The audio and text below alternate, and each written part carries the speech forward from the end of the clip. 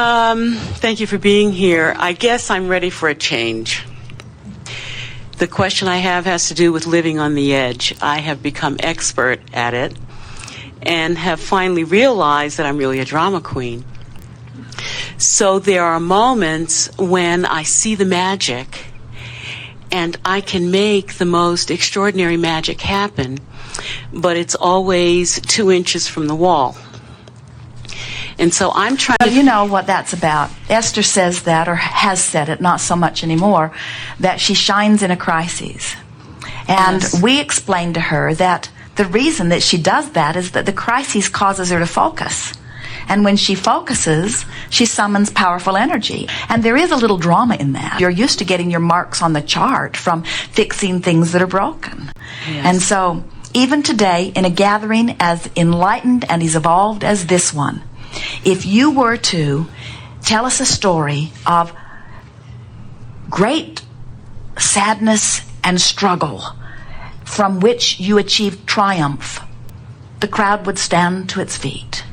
Because there's something exciting, more exciting about being in a really deep hole and digging yourself out than to just be living happily ever after.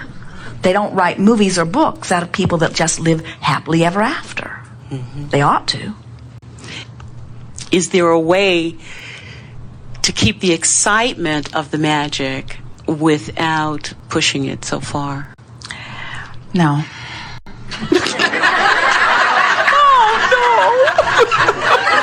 Well, we have to explain it. When you desire something and you're very far away from it vibrationally, the idea of it just knocks your socks off. You say things like, if that would happen, I would be the happiest person in the world.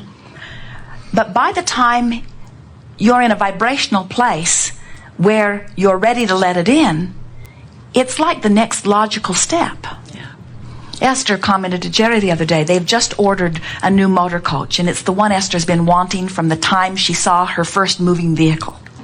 She has been dreaming for this as many years as she can remember, and now they've ordered it. They're going to pick it up in February. And Esther said to Jerry, it feels like the next logical step. I want it to turn me inside out. I want it to take my breath away. I want it to keep me awake at night.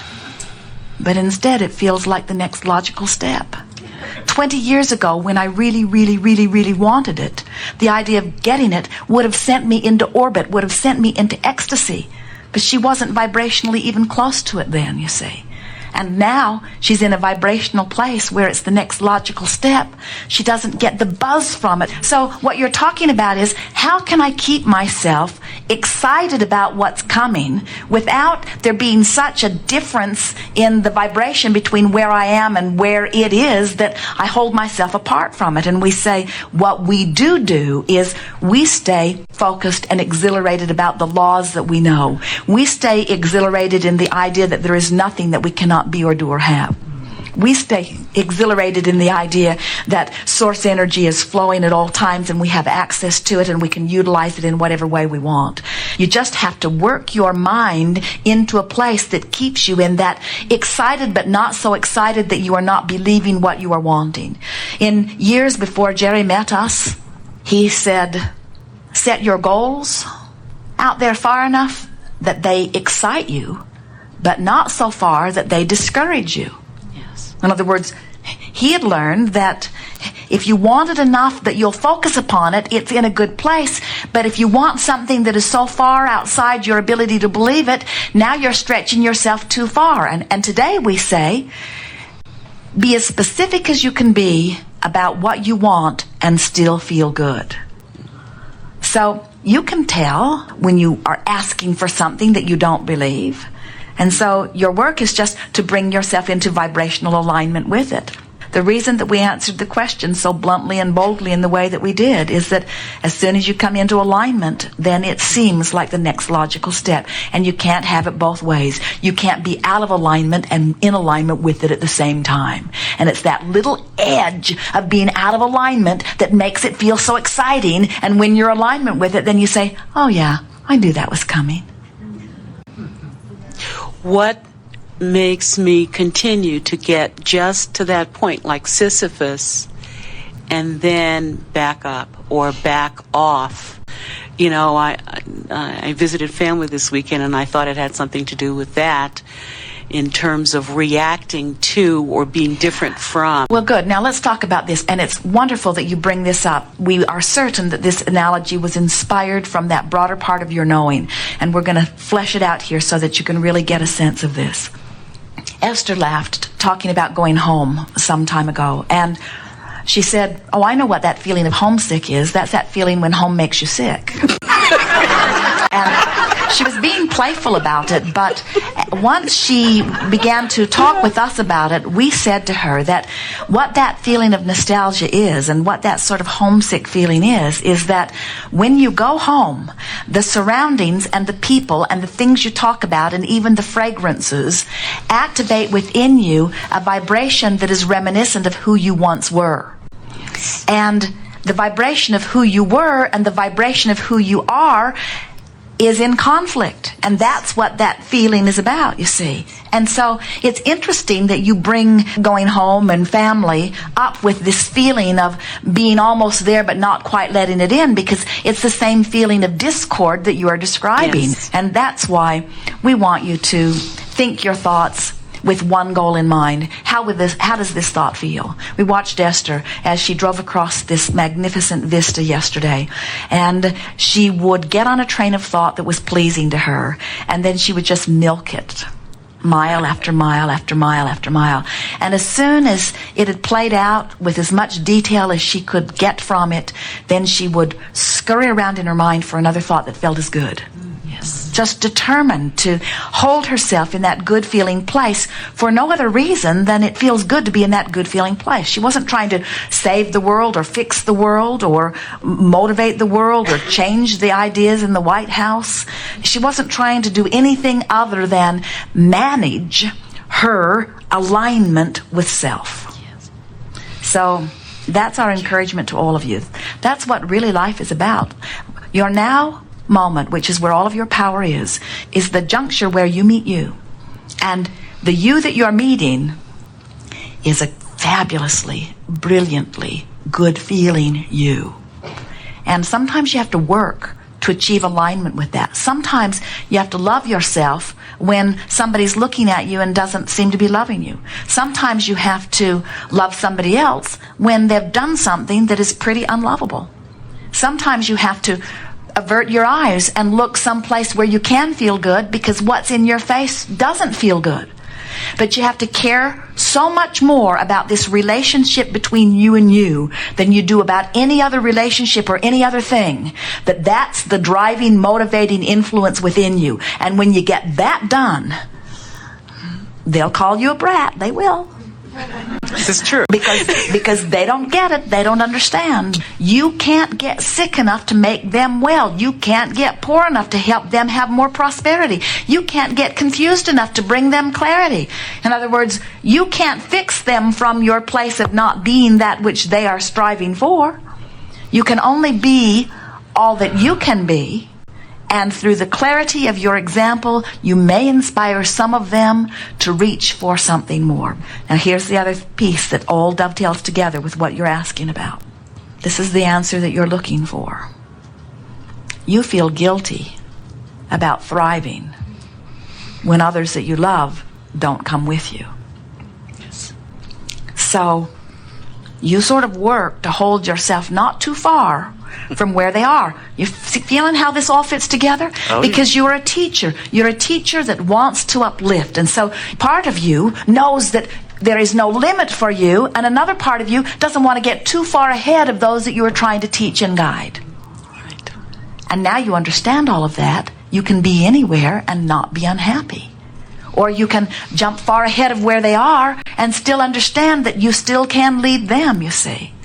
The message that we would like to give to you and so many teachers who are here in this room today is that if they don't receive their upliftment from you and they are seeking upliftment, the universe will deliver to them someone from whom they can take their light. You do not have to be all things to all people. It's not your job, you see. So When you decide that your job is to align with who you are, and then trust that law of attraction will line you up with anybody who will benefit by your alignment, and line them up with anybody who's more appropriate for them, you just don't have to manage all of that. You cannot be all things to all people, but you can be what you need to be to align with who you are. And you can tell when you're doing that. Yes. So the thing that is so confusing for so many of you teachers is that you want them to thrive. And you focus upon them and they're not thriving. Then you lose your connection, and then for a while you stumble along with them. And then you regain your balance and you get back in alignment and things start going better for you, but then you notice they're not coming along. So you look back and then you stumble again, you see. You've got to not worry so much about what anybody else is doing, and let your primary concern be how joyful are you in this moment. And what you'll discover is you will lead them through your joy, and you cannot lead them through your pain, or through your empathy, or through your sympathy, or through your concern, or through your worry, or through your awareness that they are not where they want to be. So, if we were standing in any of your physical shoes, we would announce to everyone who is near us, nothing is more important than that I feel good. So I've chosen to think only good thoughts about you. They'll say, well, that won't be hard to take. And then you say, which is going to require a certain amount of detachment on my part from you. I'm going to be detaching from your complaining, and from your worrying, and from your fearing, and from your wanting me to fix things. And I'm going to be focusing powerfully on your self-empowerment, your success, your well-being, and your thriving. So if you're in a complaining mood, I won't be a good sounding board. Because when I'm not with you, I'm making long lists of things that are going well for you. And that's the part of you that I'm activating in me. So if things aren't going well for you, it'll be a really freakish thing if the universe even lines us up together. If you show up in my experience while you're complaining, I will admit that I will have to have rendezvoused with you on some point. But then, friend, I'm sorry, then it's all going to be about me.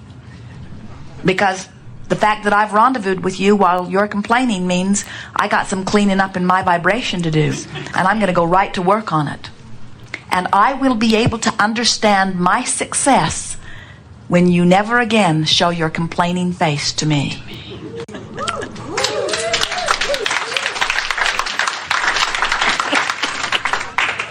I'm sorry, you can say to them, if you don't think I'm there for you, when the truth of it is, I'm always going to be there for you. I'm going to be dreaming your very best dreams about you. I'm going to be expecting the very best for you. I'm going to make lists every day of the wonderful aspects of your life experience. And I'm hoping we can thrive together. It's my plan to thrive. It's what I wish for you too. Wow. And those that aren't ready for that will say, goodbye. I need a friend who I can complain to. I need a friend that I can commiserate with. And then they may announce to others that you know, she's not there for me anymore. We have enjoyed this interaction immensely. It is wonderful to come together with those like you who are coming more and more in every day to understand that life is supposed to be fun. Nothing is broken. You're not here to fix anything. You're here to align with who you are and to be the magnificent, creative genius that you are. Be playful, be easy, and lie in your bed tonight. And reach for those feelings of appreciation of self. There is no exercise that you will ever do that will take you further than finding a way of soothing the resistance that you have directed at you. When you soothe the resistance that you have directed at you, your world will open fast.